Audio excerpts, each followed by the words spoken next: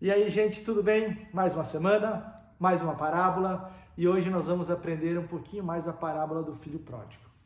É interessante nós pensarmos essa parábola, porque é a parábola talvez mais ensinada, mais pregada, já tem vídeos, já tem filmes, já tem livros escritos sobre ela, pastores já pregaram sobre essa parábola, e hoje nós vamos assistir e aprender um pouquinho mais dessa parábola através do nosso culto infantil, do nosso ministério infantil, com a participação de algumas pessoas que você conhece. Vamos assistir? A parábola do filho perdido. Jesus continuou: um homem tinha 2 filhos. O mais novo disse ao seu pai: Oi, pai. Oi, Bê. Eu tava pensando e me decidindo que eu vou querer minha parte na herança. Tua parte na herança? Sim. Mas pra quê?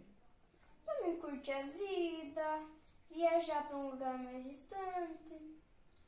Mas, Bernardo, tu tem tudo aqui em casa, pra que tu vai querer sair? Nossa, eu quero aproveitar mais a vida e comprar mais coisas. Tu tem certeza disso? Tenho. Tá bom, Bê. Eu vou separar a tua parte na herança. Tá. Assim, ele repartiu sua propriedade entre eles. Não muito tempo depois, o filho mais novo reuniu tudo o que tinha e foi para uma região distante. E lá desperdiçou os seus bens vivendo irresponsavelmente. Tia, Fala, filho pizza. pródigo. Pizza? Tá, vou trazer pra você.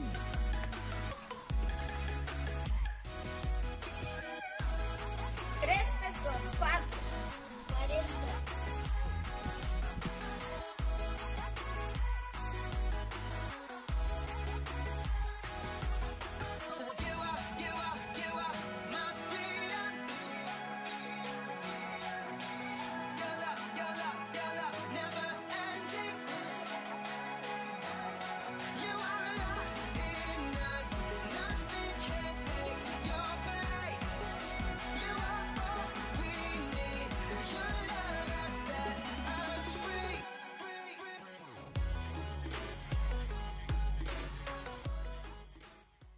Depois de ter gasto tudo, houve uma grande fome em toda aquela região e ele começou a passar necessidade.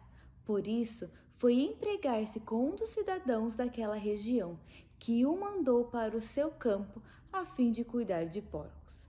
Ele desejava encher o estômago com as vagens de alfarrobeira que os porcos comiam, mas ninguém lhe dava nada. Caindo em si, ele disse: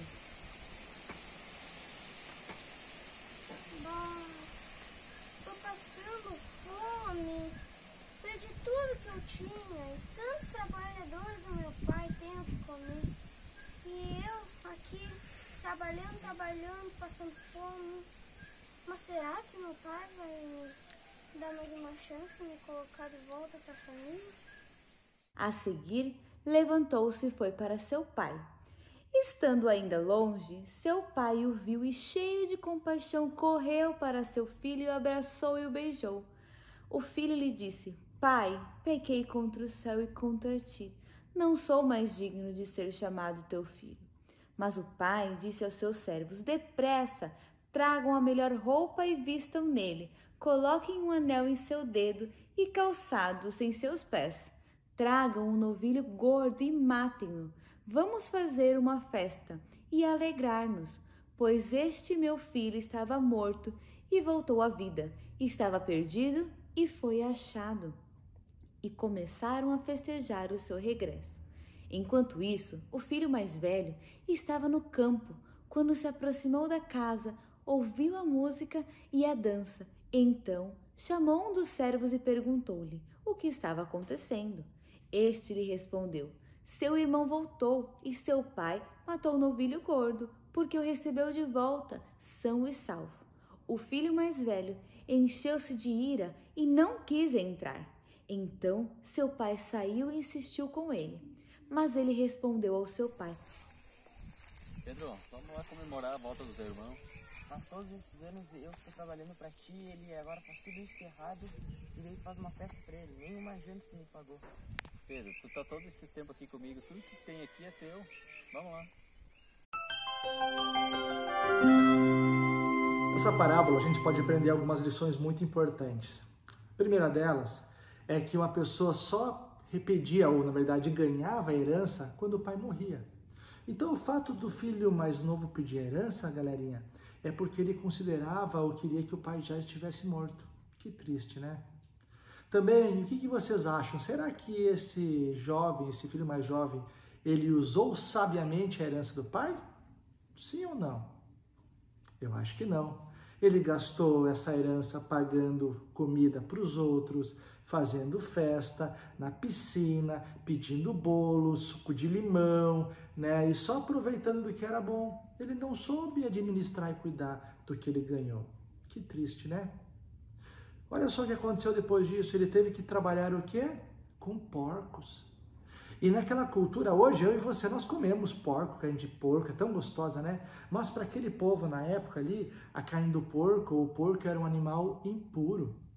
Então, o significava que ele estava totalmente rejeitado, impuro para os outros. E o filho mais velho? A atitude do filho mais velho foi correta ou não? Ele estava trabalhando, ele estava se esforçando, ele estava ajudando o pai. E o pai? O pai estava sempre na expectativa de quê? De ver o filho voltar.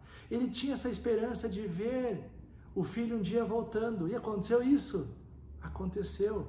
Por que aconteceu? Porque o filho mais jovem, que perdeu tudo que tinha, ele começou a pensar: por que eu vou ficar aqui trabalhando com esses animais impuros? Se até os funcionários do meu pai têm muito mais do que eu. Vou pedir perdão, vou reconhecer que eu errei, ele reconheceu que errou, e vou voltar para o meu pai e pedir para ser apenas um funcionário dele. O pai aceitou ele como funcionário? Sim, mas não como funcionário. Aceitou ele com os braços abertos, porque o pai amava o filho, porque o pai nunca deixou de amar esse filho. O que eu e você podemos perceber de cada um desses personagens? O filho mais novo buscou apenas o privilégio de ser filho. Não queria assumir as responsabilidades. Errou, mas ele percebeu o seu erro e voltou atrás. E o filho mais velho? O filho mais velho ocupou tanto com as responsabilidades que esqueceu de aproximar e ver o privilégio de estar perto do pai. Foi fiel ao trabalho, mas deixou de lado a importância do relacionamento com o pai. Triste. E o pai? O pai permitiu que cada filho escolhesse o seu caminho, mas manteve a esperança de que eles voltassem e reconhecessem os privilégios e as responsabilidades que cada um tinha como filho. Eu e você temos muitos privilégios como filhos de Deus, mas também temos várias responsabilidades, que nós vamos aprender um pouquinho mais isso agora com a tia Stephanie. Que Deus abençoe você. Então, crianças, nós acabamos de ver a parábola dessa semana e também ouvimos a explicação. Agora pense, o que essa parábola tem a ver com a gente? Nós, como filhos de Deus, nós temos privilégios, né? Que acabamos de ver também nessa parábola que ela fala, né? O privilégio de termos um pai amoroso, o privilégio de termos alguém cuidando de nós, tudo isso é privilégio de ser filho de Deus. E só é filho de Deus aquele que crê em Jesus como Salvador. Por outro lado, como filhos de Deus, também temos responsabilidades, que é o que devemos fazer por ser filhos. E o que a gente deve fazer? Evangelizar, amar a Deus sobre todas as coisas, amar o nosso próximo, tudo aquilo que já conversamos nas outras parábolas, né? Cada um em sua casa vai pegar um papelzinho com a ajuda do pai e da mãe e vai colocar o que eu tenho como filho de Deus, que é o meu privilégio, e o que eu devo fazer como filho de Deus, minhas responsabilidades. E o versículo dessa semana que nós vamos decorar, ele está lá em 1 João 3, 22. Ele diz o seguinte: recebemos dele, de Deus, tudo o que pedimos, porque obedecemos aos seus mandamentos e fazemos o que agrada a ele. Então, o que esse versículo nos ensina? Nos ensina e nos mostra que tudo que a gente faz que agrada a Deus e a gente pede nisso, Ele vai nos dar, porque é da vontade dEle. Então, à medida com que nós nos alegramos em Deus e pedimos as coisas certas, isso vai acontecer, porque Deus é bom e tudo que Ele quer é o certo e faz bem para nós também. Vamos falar mais uma vez o versículo? 1 João 3,22, que diz o seguinte: recebemos dele tudo o que pedimos, porque obedecemos aos seus mandamentos e fazemos o que agrada a ele. 1 João 3,22.